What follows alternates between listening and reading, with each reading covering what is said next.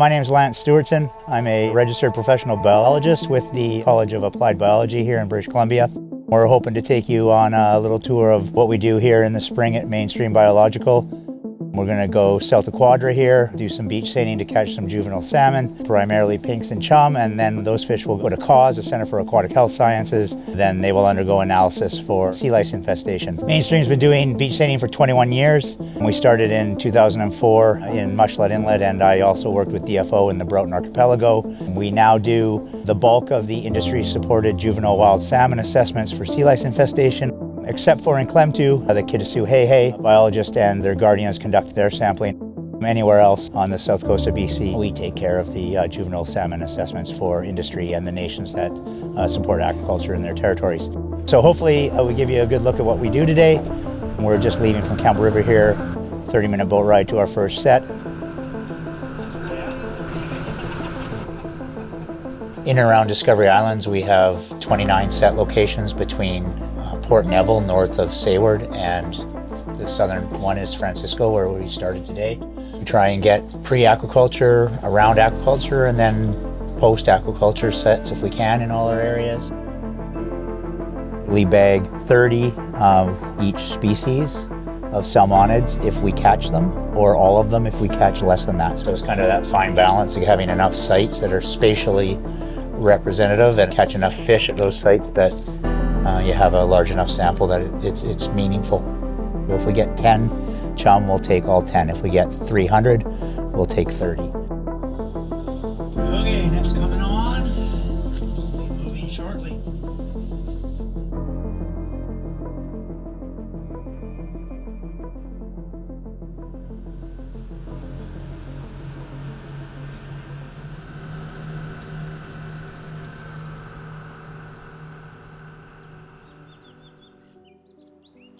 This is our third set today, south of Quadra here.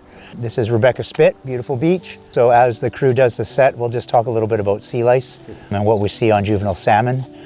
So we have 13 species of lice on the BC coast.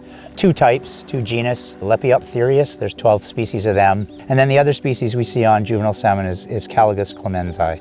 So those two are the main species that we see. And the other species infect various different hosts. So there's lice on starry flounders and lice on rockfish and all sorts of different species. As far as what we see on our juvenile salmon, we can look at a huge database that we have that's put together with samples collected by professional biologists, Mainstream Biological, as well as NGO groups, DFO, and even some independent researchers.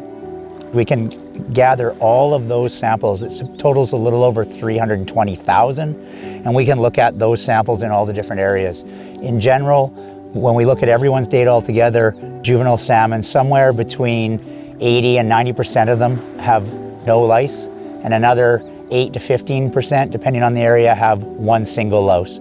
Most of those lice are early stage lice, what we call chalmus or copeptids. So they're very small, 1 millimeter to 2 millimeters, and the chalmus stage is attached to the fish with the frontal filaments. They're not the large adults and pre-adults that you would think of if you're a fisherman and you've seen adult lice on adult salmon.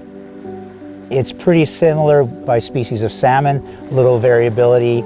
Chinook have a little less lice on them than other species. Chum seem to be the most infected, and then pink.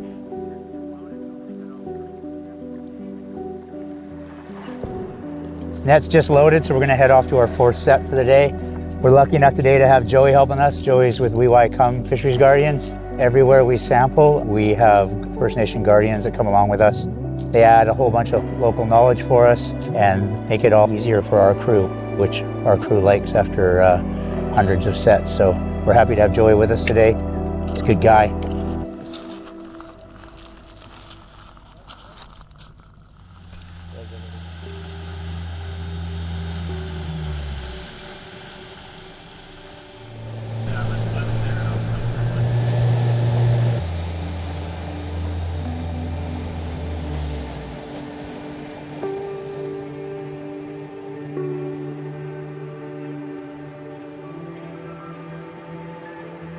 Okay, so we're at Southeast Penn Island. Last time we stopped, I talked about the kind of number of lice we see on juvenile salmon all over the coast. I guess here we can talk about harm to fish. So how many of those juveniles, of the 320,000 samples that we're looking at, how many of those would have been harmed by the lice that were infesting them? And there's been a ton of lab work, so causative studies done by people like Brenner and Sackville, Jones, Tony Farrell, and others, that shows that pinks and chum and sockeye are fairly resilient to lice infestation. They're most susceptible to harm when they're really small, about the size that we're catching now, or even a little smaller, 0.3 grams. At that stage, if they have one or two of the late Chalamus stage lice, they can have their swimming ability impaired. Once they reach about 0.7 grams, they start to shed lice quite readily. In fact, most of the lab studies done have trouble keeping lice on juvenile fish that are 0.7 grams or more. Also, after about 0.7 grams, they'll start to shed lice fairly quickly. So of those 320,000 samples in that database that we've been talking about, somewhere between 1% and 3% of those, depending on the area, would have been either killed by the lice level on them or had their swimming ability impacted, where you could say they may be subject to increased predations. Very few of the ones that anyone, NGOs, researchers, DFO, biologists like myself and others have captured, would actually have been caused harm by the lice loading that we see on them.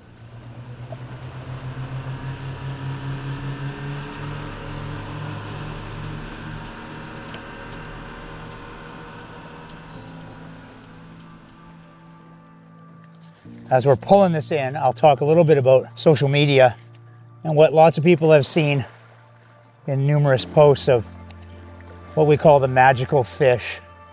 It's a highly infected chum that's from Nootka Sound. Pre-adult or adult leps on one side of it. It's been called the chum, been called the sockeye, it's been called the pink. It's been said that it's from Nootka Sound, where it is from. It's also been said it's from the Discovery Islands. It's being presented as a typical infection on juvenile salmon, which it isn't. They do exist. Even our sampling, we have 2 fish out of Clayoquot Sound that have similar number of adult lice on it. But in actuality, if we look at the 320,000 sample database that we've been talking about all day, about 0.01% or 32 of those have 18 or more adult lice on them. So it's a major misnomer. It is not what the typical infestation is of sea lice in samples collected by anyone on the coast, NGOs, researchers, DFO.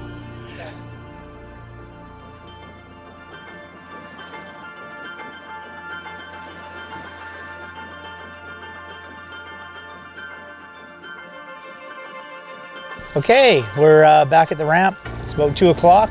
We completed 8 sets south of Quadra, 193 pinks, of which we took 94 as samples, 787 chum we caught today.